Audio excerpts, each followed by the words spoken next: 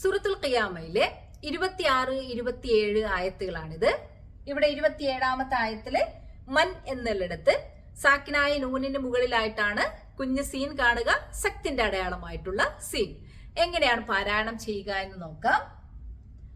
കല്ലാ ഇദാ ബലഗതിത് തറാഖി വഖീല മൻ റാഖ്. മീനിങ് നോക്കാം. അപ്പൊ സക്ത് എന്താണ് നമുക്കൊന്നുകൂടി ക്ലാരിറ്റിയോടുകൂടി മനസ്സിലാകും. കല്ലാ ഇദാ ബലഗതിത് തറാഖി, അങ്ങനെയല്ല, പ്രാണൻ തൊണ്ടക്കുഴിയിലെത്തിയാൽ, വഖീല ചോദിക്കപ്പെടുകയും ചെയ്താൽ, മൻ ആരുണ്ട്, റാഖ് മന്ത്രിക്കുന്നവനായി, മന്ത്രിക്കുന്നവനായി ആരുണ്ട് എന്ന് ചോദിക്കപ്പെടുകയും ചെയ്താൽ. ഒരു മരണരംഗമാണ് ഇവിടെ അവതരിപ്പിക്കുന്നത്.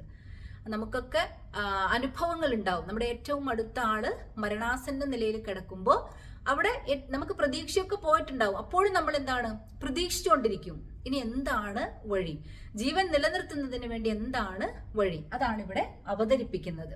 അപ്പൊ ഇവിടെ വഖീല മൻ എന്നുള്ളിടത്ത് നമുക്ക് വഖഫ് ചെയ്യാനും പാടില്ല, വസ്ല് ചെയ്യാനും പാടില്ല. അതായത് മൻ എന്നുള്ളിടത്ത് നിർത്തി ശ്വാസം എടുത്ത് ഒരായത്തൊക്കെ അവസാനിപ്പിക്കുന്ന പോലെ ശ്വാസം എടുത്ത് അടുത്ത ഭാഗത്തോട്ട് നമ്മൾ പോകാൻ പാടില്ല. കാരണം വഖീല മൻ എന്ന് പറയുമ്പോൾ അവിടെ മീനിങ് ഇൻകംപ്ലീറ്റ് ആണ്. വഖീല എന്ന് പറഞ്ഞാൽ പറയപ്പെടുകയും, മൻ എന്ന് പറഞ്ഞാൽ ആരുണ്ട്, അവിടെ ആശയം കംപ്ലീറ്റ് ആവുന്നില്ല. അപ്പൊ നമുക്ക് അവിടെ വഖഫ് പാടില്ല. അതേപോലെ തന്നെ ചേർത്ത് ഓതാനും പാടില്ല. വഖീല മർറാഖ് എന്ന് ഓതാനും പാടില്ല. സാക്കിനായ നൂന് ശേഷം റാ എന്ന അക്ഷരം വന്നു കഴിഞ്ഞാൽ അവിടെ ഇദ്ഗാം ബിലാഗുന്നയാണ്. അപ്പൊ നമ്മൾ അവിടെ ആ സാക്കിനായ നൂനെ റായിലോട്ട് ഇദ്ഗാം ചെയ്തിട്ട് ഓതുക എന്നുള്ളതാണ് നിയമം. പക്ഷെ നമ്മൾ എന്താക്കാൻ പാടില്ല, അതുകൊണ്ട് തന്നെ ചേർത്ത് ഓതാൻ പാടില്ല. കാരണം അതൊറ്റ വാക്കായിട്ട് തോന്നിപ്പോകും, അപ്പൊ അർത്ഥം മാറും. അപ്പൊ നമുക്ക് വഖഫും ഇല്ല, വസ്ലും ഇല്ല. നമുക്ക് നിർബന്ധം ഏതാണ്, സക്താണ്.